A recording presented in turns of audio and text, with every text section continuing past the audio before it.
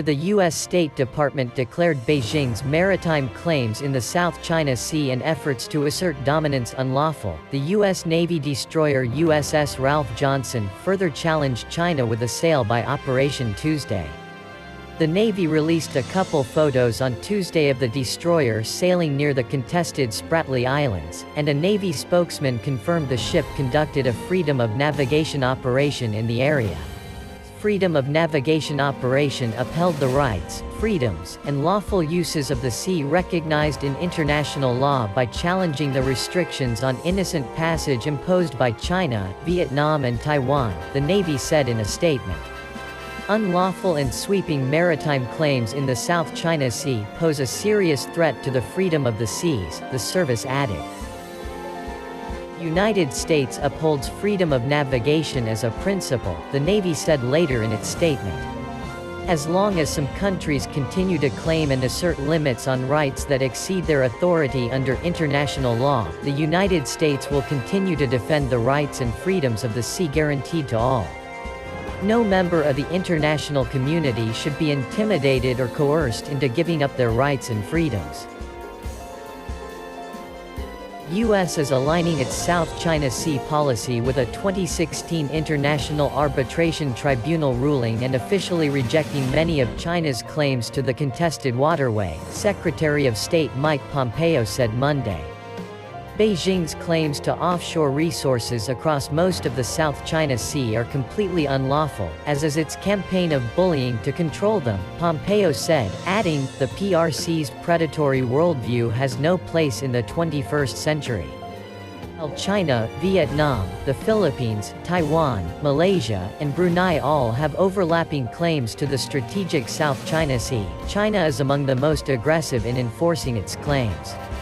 Chinese military outposts can be found in the disputed Paracel and Spratly Islands, despite a 2016 arbitration tribunal ruling that discredited many of China's claims.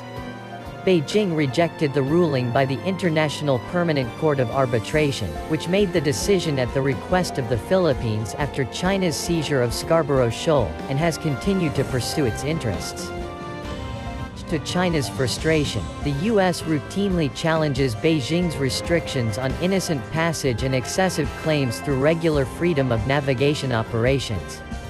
The Navy has conducted at least 6 such operations this year alone, as well as multiple presence operations.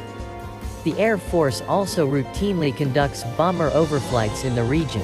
Earlier this month, the U.S. sent 2 carrier strike groups into the South China Sea to conduct dual carrier operations at the same time the Chinese military was conducting exercises in the area.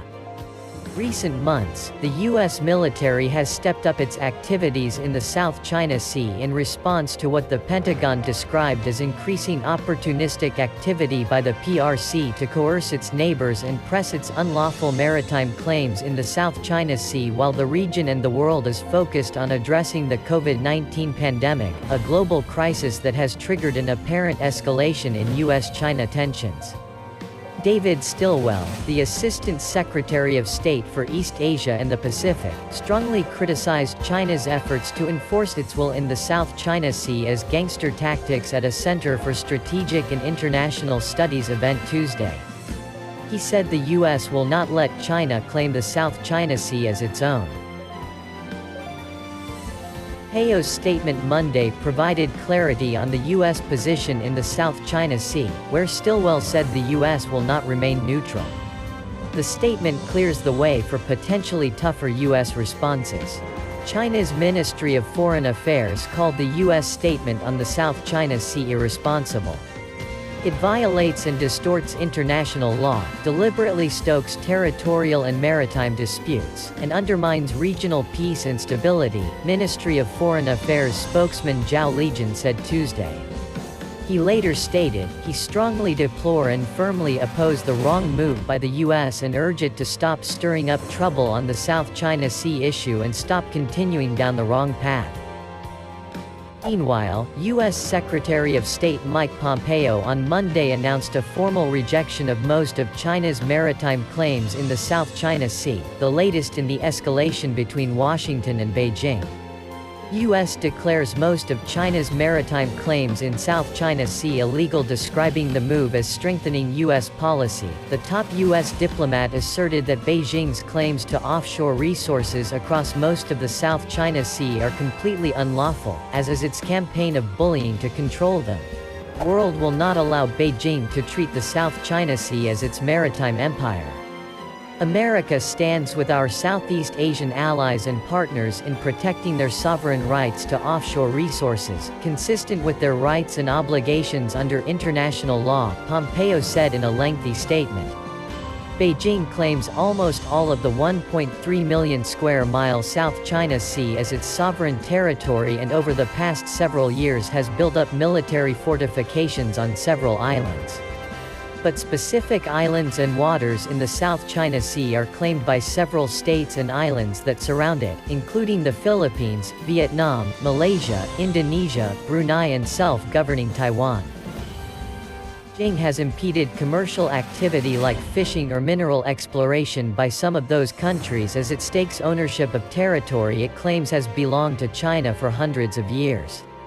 Late Monday, the Chinese embassy in Washington had harsh words for Pompeo's announcement, calling the accusations completely unjustified.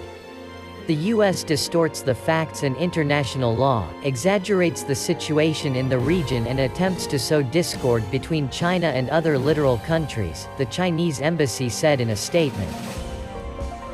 China also accused Washington of stirring up tension and inciting confrontation in a region where it is not directly involved in the disputes. Pompeo's move Monday is pretty significant, said Gregory Poling, a senior fellow for Southeast Asia and director of the Asia Maritime Transparency Initiative at the Center for Strategic and International Studies. What the U.S. basically said is that we are going to remain neutral on questions of who owns what island or rock in the South China Sea, but we're no longer going to keep quiet on China's illegal claims to the waters, Poling explained, adding that in the past, the U.S. had been cagey on the matter. Poling told that a lot depends on how the U.S. follows through on Monday's announcement, but called it a big blow diplomatically. It lets the U.S. very clearly call out China's activities as illegal, not just destabilizing or unhelpful, but to say this is illegal, he said. That helps partners like Vietnam and the Philippines, and it's going to put pressure on other countries, the Europeans, for instance, to get off the fence and say something themselves. Pompeo said Monday that the U.S. was aligning its position with that of a 2016 decision issued by the Permanent Court of Arbitration, which sided with the Philippines against China's assertions that it had historic and economic claims to much of the South China Sea. Unanimous decision rejected the People's Republic of China's maritime claims as having no basis in international law, the top U.S. diplomat noted, adding, as the United States has previously stated, and is specifically provided in the convention, the arbitral tribunal's decision is final and legally binding on both parties. In the statement, Pompeo also took aim at China's attempts to establish maritime claims inside other countries' exclusive economic zones, areas extending 200 miles into the sea from the shore. The top U.S. diplomat specifically said China cannot lawfully assert a maritime claim including any exclusive economic zone or EEZ claims derived from Scarborough Reef and the Spratly Islands vis-a-vis the Philippines in areas that the tribunal found to be in the Philippines' EEZ or on its continental shelf. Pompeo also rejected China's claims to Mischief Reef and Second Thomas Shoal, both of which fall fully under the Philippines' sovereign rights and jurisdiction, and said China has no lawful territorial or maritime claim to or derived from James Shoal, an entirely submerged feature only 50 nautical miles from Malaysia and some 1,000 nautical miles from China's coast. In addition, the U.S. rejects any PRC maritime claim in the waters surrounding Vanguard Bank off Vietnam, Luconia Shoals off Malaysia, waters in Brunei's EEZ, and Natuna Besar off Indonesia.